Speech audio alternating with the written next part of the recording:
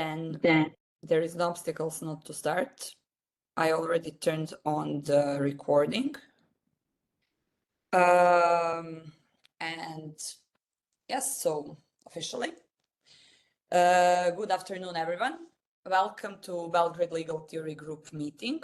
This is our fourth meeting since the beginning of the winter semester and our second meeting in the month of May. It is my great pleasure to introduce you today's speaker, Professor Duarte from University of Lisbon. The topic of today's lecture is correlative coaction and the square of Deontic Modalities. And usually, when we create posters for these kind of meetings, we ask professors to provide a short biography. From Professor Duarte, we received the shortest biography so far, consisting of just one sentence, and I quote, Professor at the University of Lisbon and founder of the Lisbon Legal Theory Group. To this brief biography, I would like to add that his areas of interest include the theory of law, theory of fundamental rights, administrative law, and the philosophy of law. He has written extensively on these topics, and some of his most recent works include papers Inference to the Best Explanation in Legal Science on Balancing Contrastive Hypotheses, issued in Meta-Theory of Law, Essays on the Methods of Jurisprudence in Legal Science, edited by Matthew Carpentier, and From Constitutional Discretion to the Positivist Weight Formula, issued in Proportionality, Balancing and Rights, Robert Alexis' Theory of Constitutional Rights, edited by Jen Schickman. So without any further ado, Professor Duarte, the stage is yours. Thank you, Mila, very much, and thank you for inviting me. Either in Belgrade or by Zoom or by digital means, it's always a pleasure to be with you, my friends from the now called Center of Legal Fundamentals and the Belgrade Legal Theory Group. I will make a short presentation on something that you will surely find a little bit esoteric. I'm aware of that. But the problem is that I do prefer to dive into unknown lands than writing another paper on the Hart's working debate. I think it's much more useful. And even though a little bit esoteric, the present presentation and some writings underlying the present presentation, they deal with real problems of actual and current normative systems that we pretend that they do not exist, but they do. And we have no explanations for those problems. So I think even having the risk of being bitten by a snake or something like that, I think that entering into the virgin forest is much more challenging than repeating the crap some people tend to repeat over and over again. So what kind of problems are we dealing with? We can see, for instance, that in our civil codes, there are provisions related to the delay of the creditor. And if there are provisions related to the delay of the creditor, that surely means that the creditor has some action in what relates to the debt of the debtor. We also see that we have constitutional rights, and I give you the example of secrecy of correspondence, in which the claim right holder can somehow waive the duty. If you are forbidden to access my email box, I somehow can show you my emails, and somehow by consent, I will overrule in a certain way the constitutional prohibition. So there is here something that has to be dealt with, and my idea is to face the bull directly. Well, I now need to move my, okay. Do you know that the famous Wesley Hohfeld created a table of legal positions? His main objective was to disambiguate the word right. He saw that in many writings from courts and scholars, the word was used with very different meanings. And to reach that purpose, he started to divide legal positions in two categories. Atomic positions, which are irreducible positions, so there are no other positions they can be broken into, so they are the smallest unities when we think about legal positions. And there are molecular positions, which are formed by aggregation of atomic legal positions. Which means that the key point to understand all the idea of the non-ambiguity of the word right is completely based on the idea of atomic positions, because molecular positions are just an aggregation of atomic ones. But he also divides legal positions in two sectors. First order, their exercise does not change previous legal positions, and he started to conceive his table having the position duty as the standpoint, the first standpoint, and second order, which are positions which imply the changing of previous legal positions. And he started with the position of power. And he used what he called logical relations to get two tables, as I just mentioned, starting from duty and power. Logical relations of correlativity and contradiction.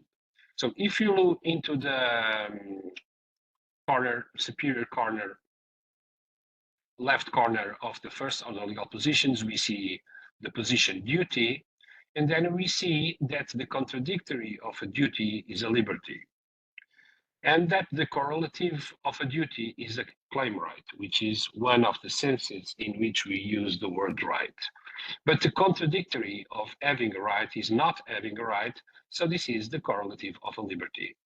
So with this strategy of correlativity and contradiction, he created a table of first order legal positions.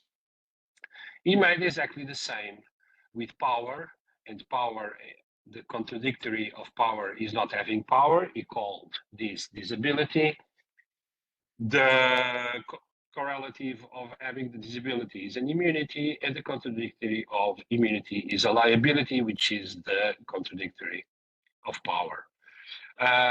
Under his own assumptions, the Hohfeldian tables are, in my opinion, almost bulletproof, and that is probably the reason why in the past 100 years, 100 and almost 20 years, people have been writing and writing about this because it seems so elegant from a logical point of view. The problem with Hohfeld is not in the tables he created, but in the presuppositions he assumed. And I think he assumed more than three presuppositions, but there are three presuppositions which are nuclear or crucial in his work. The first one is that there is only a single action in each correlativity line, single action which is only assigned to one agent. For example, A ought to pay 50 euros to B, and the single action that exists here is paying 50 euros. A is free to express herself regarding B, and the single action is that A is expressing herself. There are no other actions involved in the correlativity line as Hohfeld saw correlativity lines. The second presupposition is that the normative system is complete. If A does not bear a duty, then A holds a liberty. So whenever we do not have a duty, we are at liberty, so we are free to do something. And he also applies this to second order legal positions. If B does not have power, that means that A holds an immunity, which is something rather complicated when we think about power coming from power conferring norms, competence norms, and thinking about their constitutivity. Hohfeld also assumed that permissions are unilateral. A's liberty to do phi does not include the liberty to do to not phi. Well, all Hohfeld's presuppositions are problematic. Regarding the last one, the idea that permissions are unilateral, that's not really what happens in our systems. For many reasons, which are not particularly relevant now, in normative systems, those we deal with really existent, we deal with bilateral permissions. The presuppositions of the completeness of normative systems is also very problematic because we know that the normative systems we deal with are not complete. There are gaps. But the main focus now is on the single action presupposition. In Hohfeld's scheme, there is only, as I just said, one single action, and this single action is assigned to only one of the agents that belong to the correlativity line. Again, if A is forbidden to access B's personal mailboxes, the single action is accessing personal mailboxes. If A is permitted to not move, to stay wherever she is, the single action, and I'm using action as both act in the strict sense and omission, the single action is A staying wherever she is. So there are no other actions that are relevant within Hohfeld's correlativity lines. And when we face the single action presupposition, we see that this is problematic because it does not match reality. I would say that it is impossible to bring about the result of an action without some co-action by the co-agent. If the co-agent can act, such agent always has a relevant autonomous space of action that, moreover, it is constitutive to bring about the result of the main action. So my basic premise is that the idea of a single action regarding the correlativity line and what might be the result of the action, the main action foreseen in some norm, is a reductive view because there is constitutively the need of some complementary action. I think this can be tested with some examples in order to show if it is somehow correct, the statement by which co-action is necessary. Let's imagine a norm, an individual norm, that says that A ought to pay 50 euros to B. That's the main action, paying. What is the result of action? The result of action is that money will belong to B. But to bring about such result, B must do something. It is impossible for me to pay 50 euros to Mila if Mila does not put the money in her pocket. Even if I'm going to make a bank transfer, Mila ought to not cancel his bank account in order to prevent me from making the transfer. So it is impossible for me to give 50 euros because I owe these 50 euros to Mila, for instance, without Mila doing something, both by action or omission. Look now to the second example. A is permitted to express herself, main action. What is the result of action? Let's imagine that A is singing Kvenas Vesdas Hentem, just to bother Miodrag. So she is emitting sounds. To bring about the result of action, which is A emitting some sounds which are Kvenas Vesdas Hentem, B must do something. In this case, must omit something. B must not cut A vocal cords, because if he does so, it is impossible to sing, or not put tape in A's mouth, because if he does so, then it will be impossible for A to sing. A is forbidden to access B's personal mailbox. What is the result of action? B's emails remain unknown to A. But to bring about the result of action, which is these emails remain unknown, B must do something, namely, he must omit to show her mailboxes to A, because if he does so, the result of action is not brought about. Let's now think about a situation in which A is permitted to not move, main action, staying wherever she is. That's the result of action. To bring about the result of action, B must do something. In this case, he must omit to push A into moving.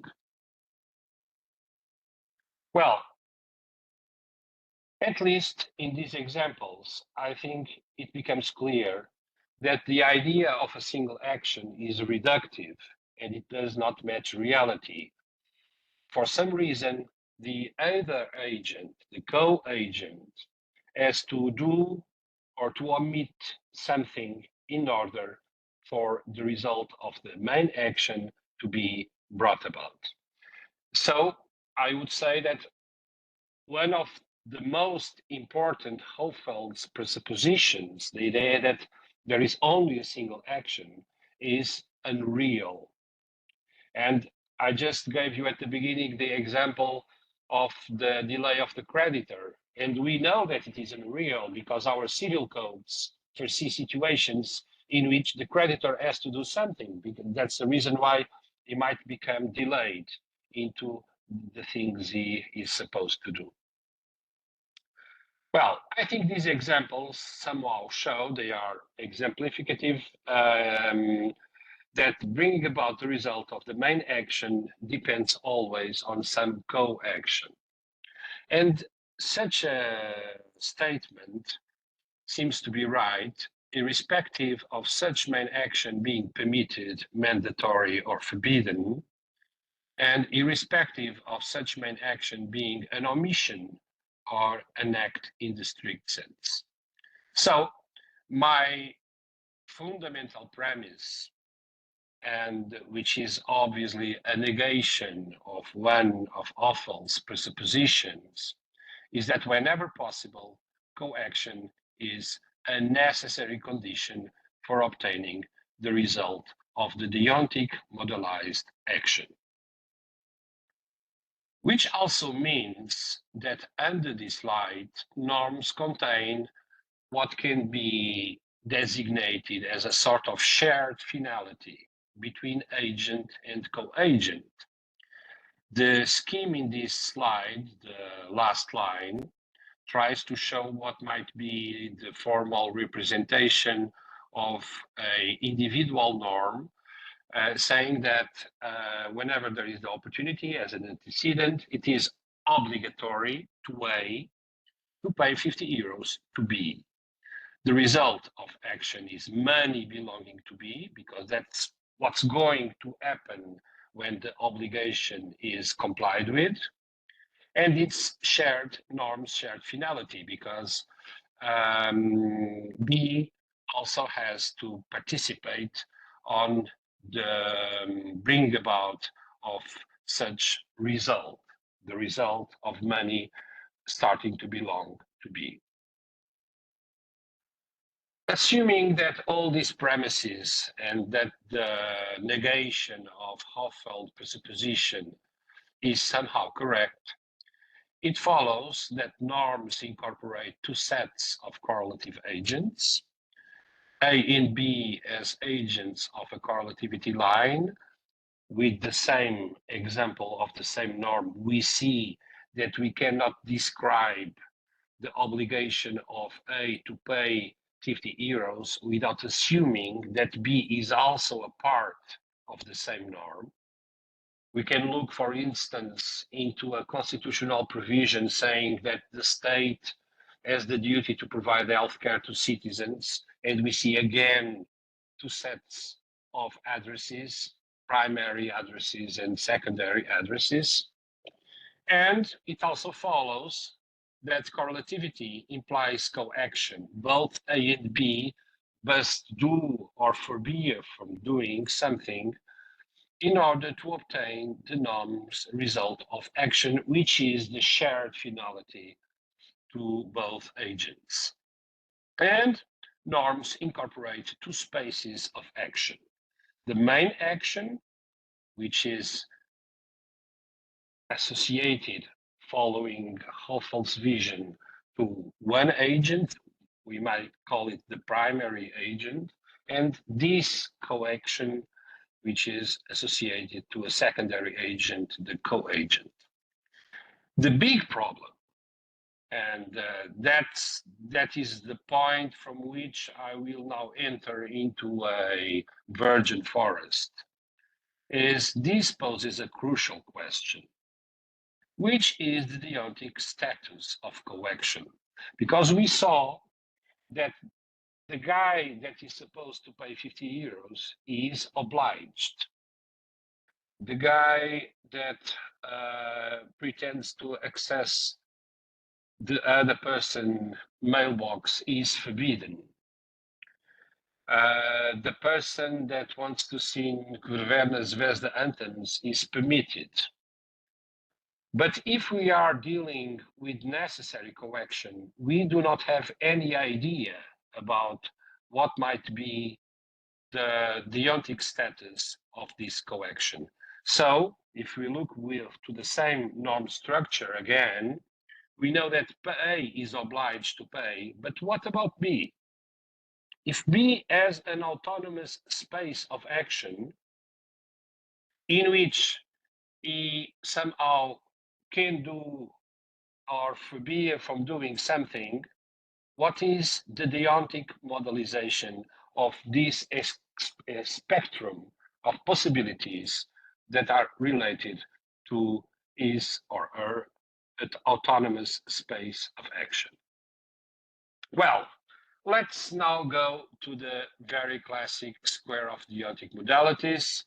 As you all know, it was somehow conceived by Leibniz with some medieval ancestors that also worked on this, based on the square of electric modalities.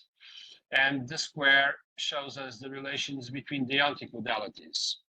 We know that the obligation of fee is the contrary of the prohibition of fee, and the prohibition of fee implies the permission of non-fee, and that the obligation of fee implies the positive permission of fee, that the two permissions are subcontraries, and that inside the square we have the signs that show contradictions.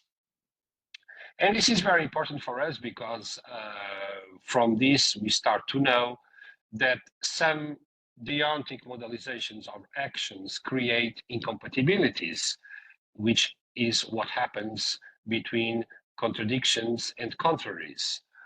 So it is very useful for our managing of law. It is, however, visible that the square is conceived for relations between deontic modalities. And it is conceived in the logic of a single agent action scenario. When we look into the square, we see that forbidden some action is the prohibition of carrying out that action. And the square is very informative. And one of the things the square tells us is that we know that such prohibition is the contrary of the obligation of doing the same thing. And that such prohibition is the contradictory of such action being permitted, and so on. So we get a lot of information about the square, but the square only connects in some way one agent to a single action. So it does not give any kind of clue if we just change the rules of the game and start to think about coaction. So when one poses the question, what about the deontic status of B's coaction? Underlying, there is a challenging problem, which is there any way for conceiving a square for co-agency? And we saw in all the examples of coaction seen before that it was visible that A, the primary agent, he does or he forbids from doing something. And that this something's result always depends on B's coaction. And I think it is curious to grasp the fact that coaction is always related to the negation of this result. Let's look into our 4 examples. Paying 50 euros. The result is money belonging to B. The space of action that B has is related to the negation of this result, because he somehow can say to A, don't pay me. So he's negating the result. A is singing the anthem. B's spatial action is also to negate the result. B can go there and just put some tape on A's mouth and prevent A from singing. In the norm related to access to the mailbox, the objective is that emails remain unknown. So B space of action is to negate this result because he can just show the emails to the other agent. And when we are speaking about the permission to not move, the result is to stay wherever the person is. The space of action that is associated to B is also to negate the result, but for some reason B might start to push this person and obliging her to move from one place to another. So I think B space of action is always about the negation of the norm's shared finality. And since it is a negation, since it is a contradiction, one can have the result or one cannot have the result, most probably B's deontic status is the contradictory one. And this will lead to something like this. It took me hours to make this thing. I think it is so beautiful. I'm in love with it. But what matters is not emotions, but correctness.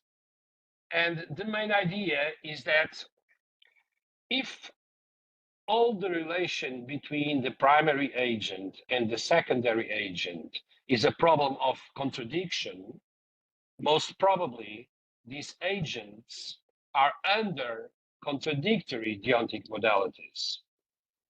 So whenever we have an obligation of something, the contradictory for the other agent will be the negative permission of obtaining the result. So let's translate this into our examples. The first example is that A is forbidden to access emails. I would say that the contradictory position is B is permitted to negate such results. So emails do not remain unknown. So showing emails is permitted to B. And somehow this is intuitive. I have the prohibition under the Portuguese constitution to access Julieta's emails.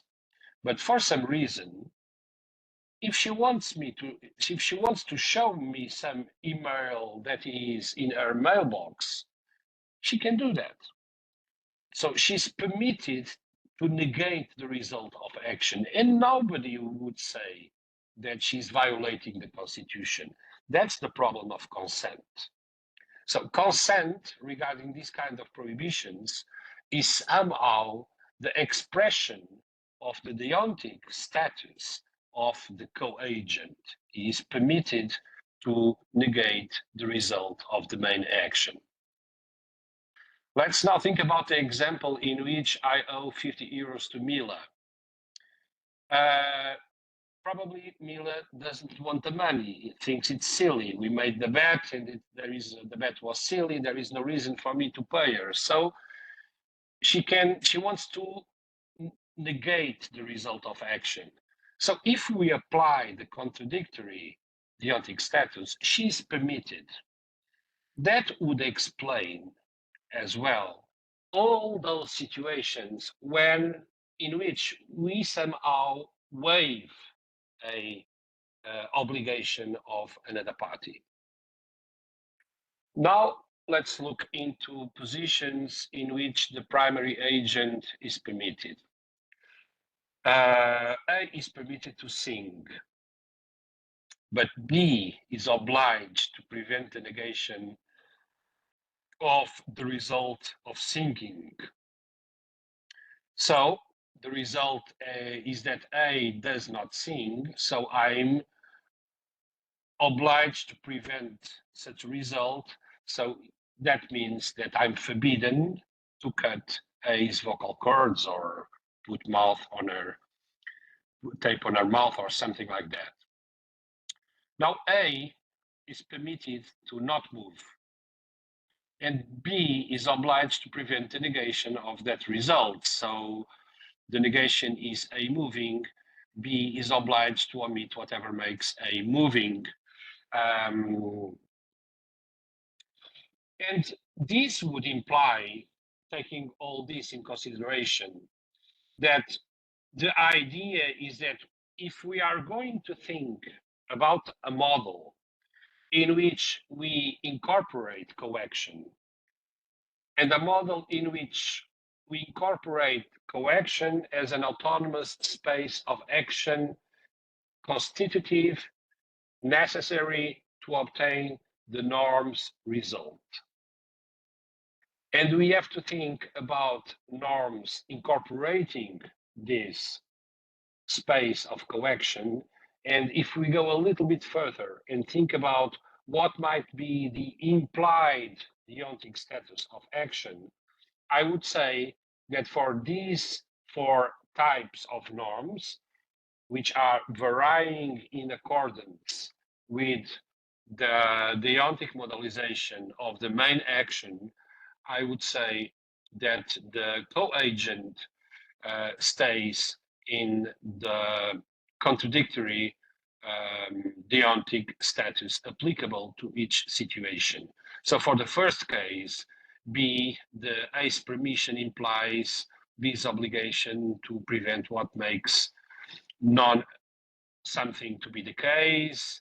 A's permission of non-something implies B's obligation to prevent what makes something being the case, and A's obligation of something implies B's permission to do what makes not something being the case, and so on, as you can read.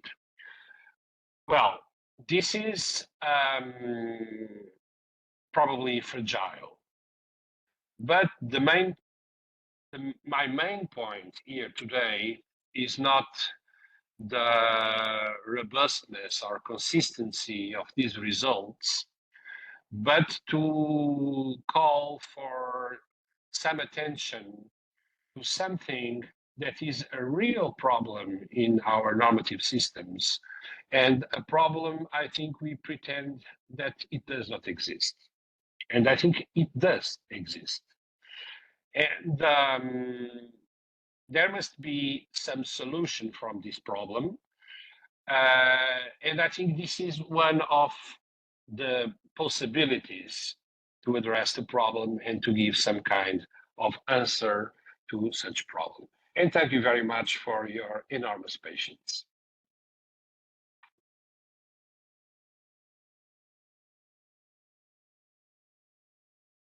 Thank you very much, Professor Duarte, for this interesting lecture. To some of us, this was introductory lecture for a law and logic course, which will be listening in Lisbon in the beginning of June. So it was really useful. Now we are entering the second part of the meeting, Q&A session. So does anyone have anything to add, anything to ask? Any kind of further explanations? We can start with Sava. Sava, the floor is yours. Thank you, Mila, and thank you, David, for the lecture. When you started, I was wondering if it's going to be the the same one. No, as you can see, I'm attacking Hohfeld's presuppositions, each one in different fields. So today was single action presupposition. I and noticed. was another presupposition. Yeah, I was glad to see that, and all that you've said, without being funny about what I'm about to say in this case, is that it sounds illogical to me, and the type of premises and conclusions that you've reached seem plausible. I was just wondering, in a more general sense, what would be the negative consequences of current thinking of presuppositions that we have? And how would you, in a practical sense, point out the negative consequences in legal practice of a sort? Well, I don't know if there are some negative consequences, at least, that we can observe, but there is a negative consequence. I think one of the tasks of legal science is to describe law. And we produce explanation of legal phenomena. And when we describe something, our aim is to describe it as best as we can and to make our propositions truth. My problem regarding the single action presupposition is that I think Hohfeld was so drunk with the idea of the logical relations that he didn't, well, he wrote 100 years ago, so it's we have to be aware of that. But he was so drunk with the idea of establishing these logical relations that he did not stop 2 seconds to think about how this kind of interaction movements occur in reality. If you are going to explain law based on the idea that you will fulfill an obligation by doing something, that's not correct. That's not correct. You cannot, it is impossible to pay money debt without some kind of collaborative co-agency from the creditor. So if we want to explain this debtor-creditor relationship, we have to assume that the creditor has something to do or to omit or something like that.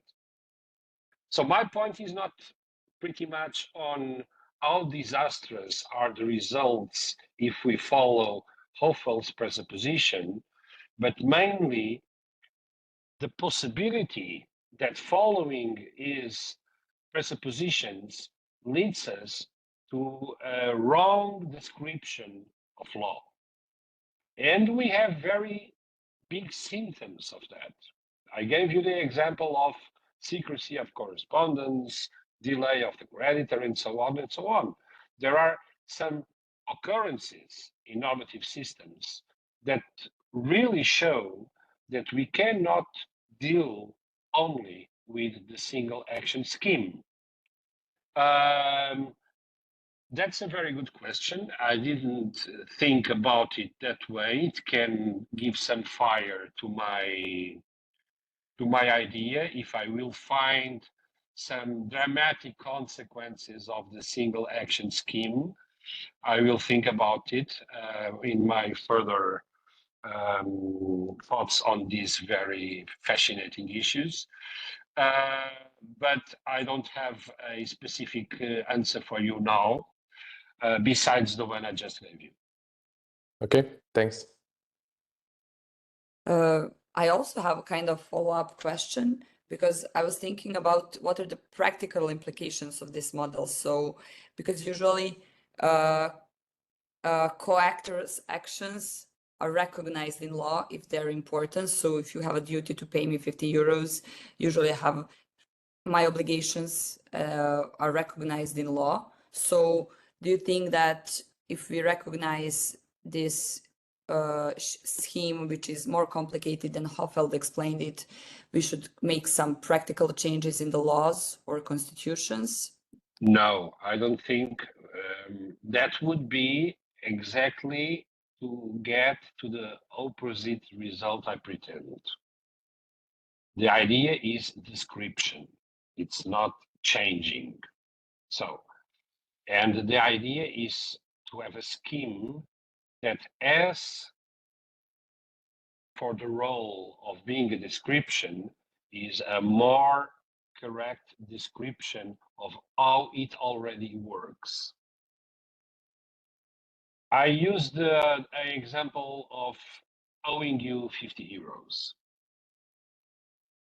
Is it possible or is it not possible? And I'm using the word possible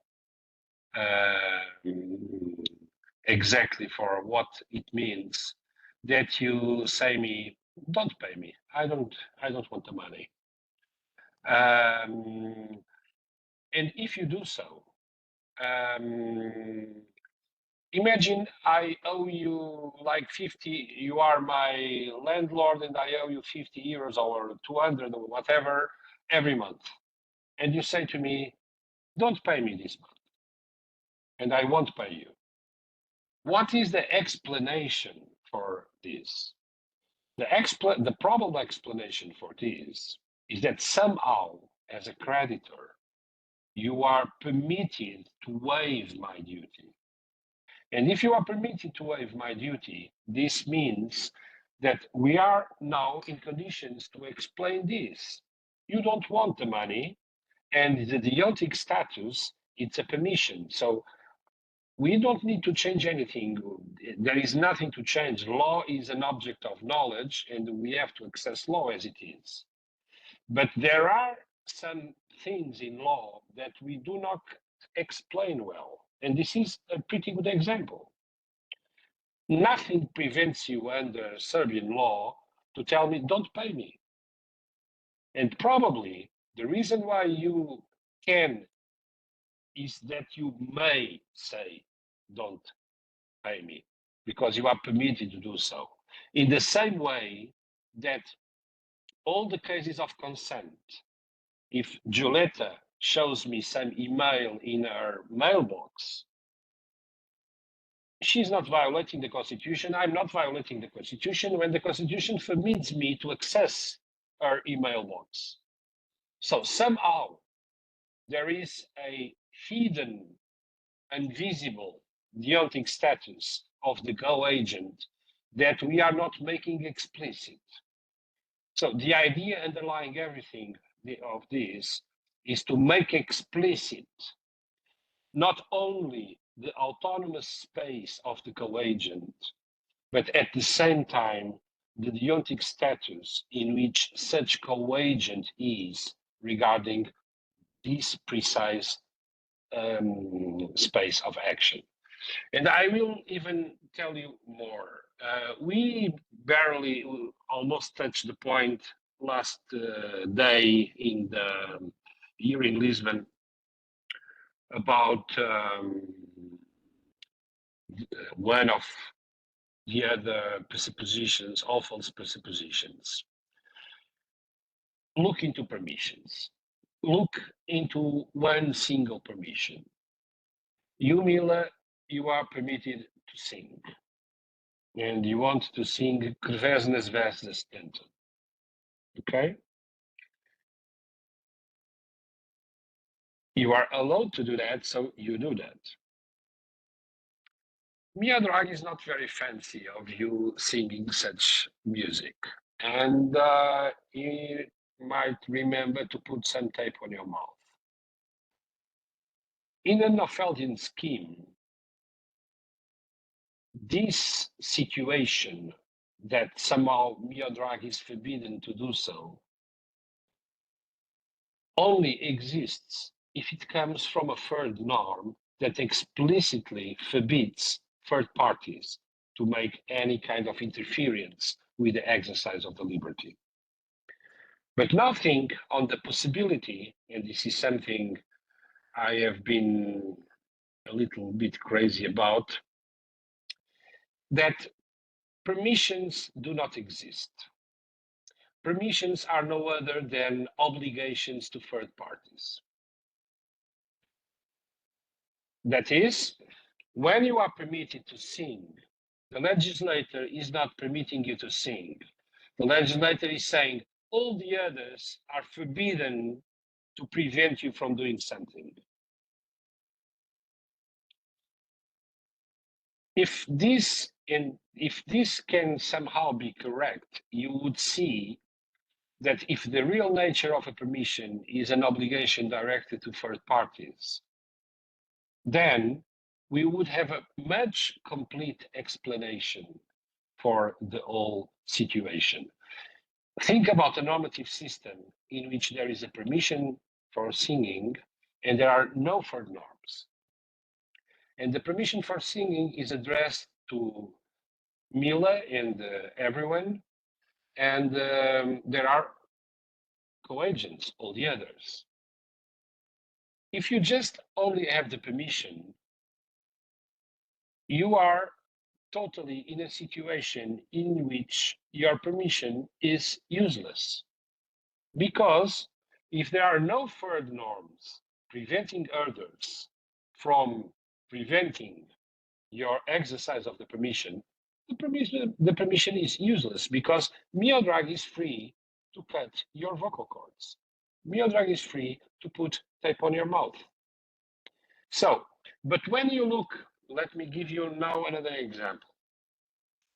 When the Constitution permits some action, you know that the legislator is somehow forbidden to change that permission. You have the permission to sing on the Serbian Constitution, and then the Serbian parliament goes and says, from now on, singing is forbidden. That would be unconstitutional. And that would be unconstitutional. Why? Because the permission has a clear forbidding side.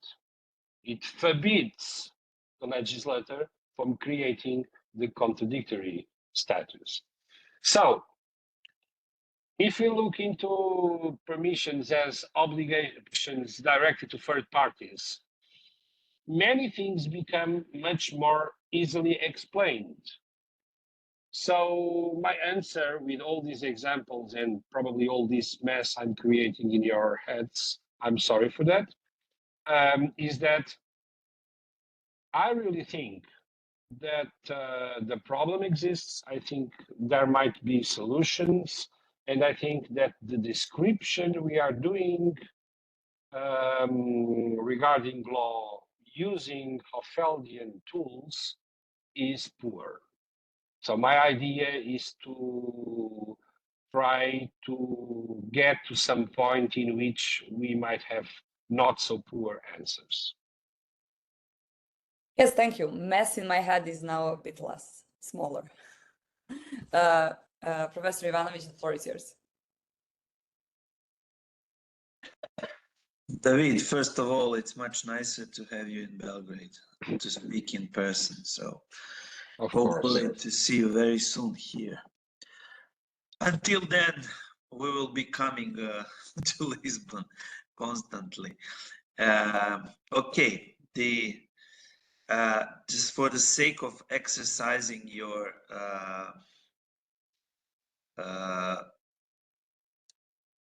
approach, and this would be along the lines of the picture of cutting someone's cords. That's a really, it's not a nice picture, but it's a great idea.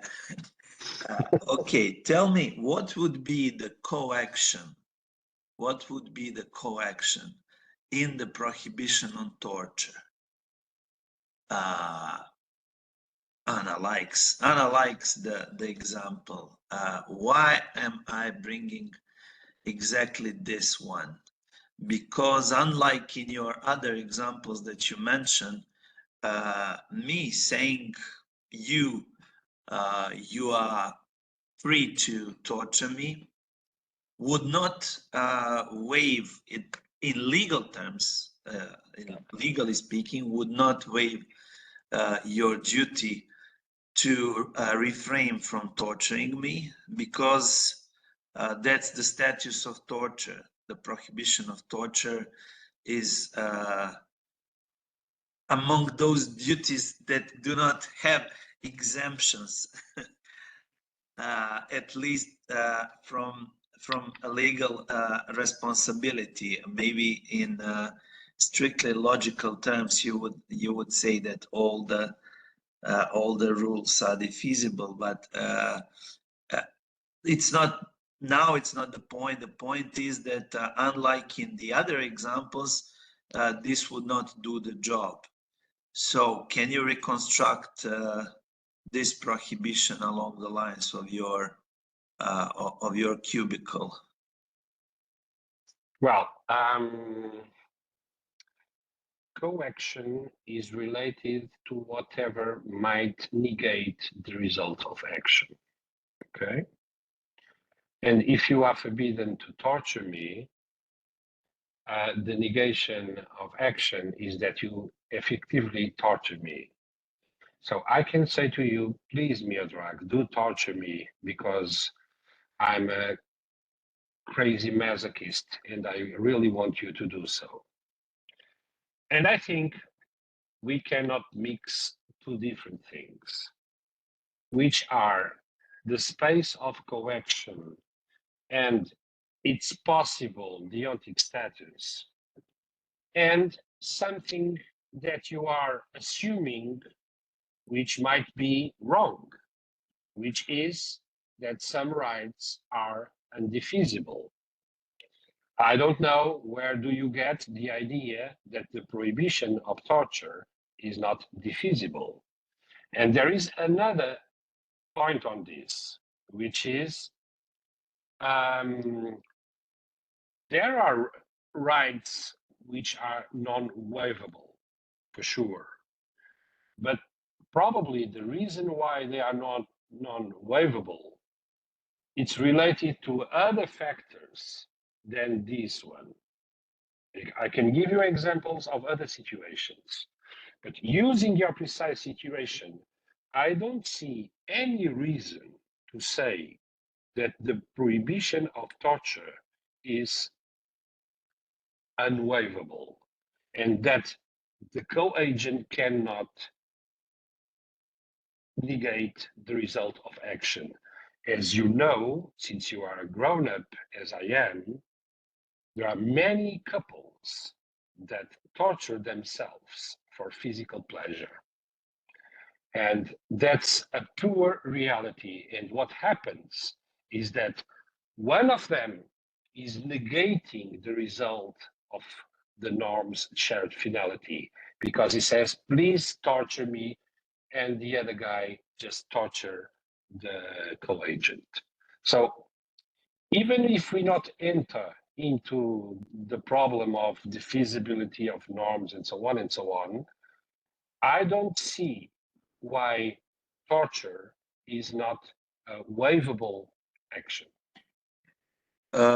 David, but I kind of thought that you were speaking about the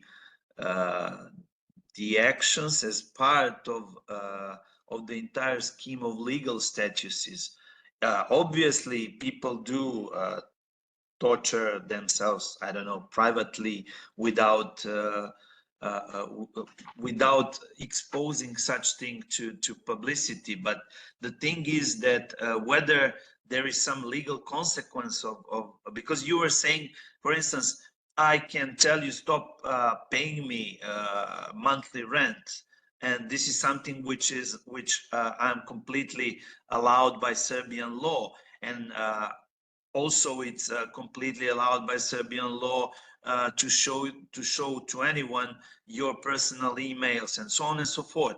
But in legal terms, it's not legally possible and allowed to give somebody permission to torture you, and in order to strip this action of its legal consequences in terms of, okay? Why? Yeah. Because it's punishable. So because there are no exceptions. That's what I wanted to kind of pinpoint. There are no exceptions from this prohibition. So you would be legally liable if you torture another person. Okay. That's a totally different thing, because you are now bringing into the table a third norm that somehow punishes some situation, okay? But I'm conceiving the scheme only on the basis of the norm itself without other norms. This is a prima facie model. It does not deal with all the play that might come from third norms. Now you tell me that it's punishable. Okay, it's punishable. Probably it is prima facie permitted, but all norms considered forbidden. But my point is that it is prima facie permitted. Do you understand my point? And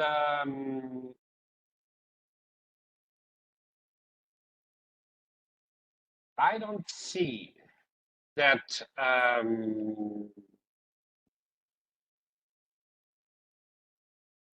we would need to look very clearly into the type of crime we are dealing with to see which kind of torture is punishable. Why are not members of couples with sadomasoch practices not in jail? Whatever. Anyway, this is not relevant for the model. What is relevant is that I'm not dealing with third norms, and obviously a specific system in its contingency might change this. You can have, for instance, I'm saying that I can let you access to my emails. Imagine that in the specific normative system we are living in, there is a norm saying nobody, it's totally forbidden to give consent to access the emails. I'm not working with contingent solutions. I'm just working regardless of contingent solutions. And regardless of contingent solutions, giving access or waiving the prohibition of torture is prima facie permitted on this scheme. Okay, we will be talking more closely about sadomaso practices when I come to Lisbon. Now I have to go to the faculty council. Sorry. Which is also a kind of a torture. Yeah, but a different one. You asked for it. But if it is a kind of a torture and you go by your own will, you are permitting it. You are just confirming the model. I'm glad that I'm confirming your model. See you soon. See you soon. Ciao. Thank you very much, Professor Ivanovic. Do we have any further questions? Looks like no. So people in Lisbon are free to enjoy and go to visit the castles in Lisbon. People in Belgrade have to go to the council meeting.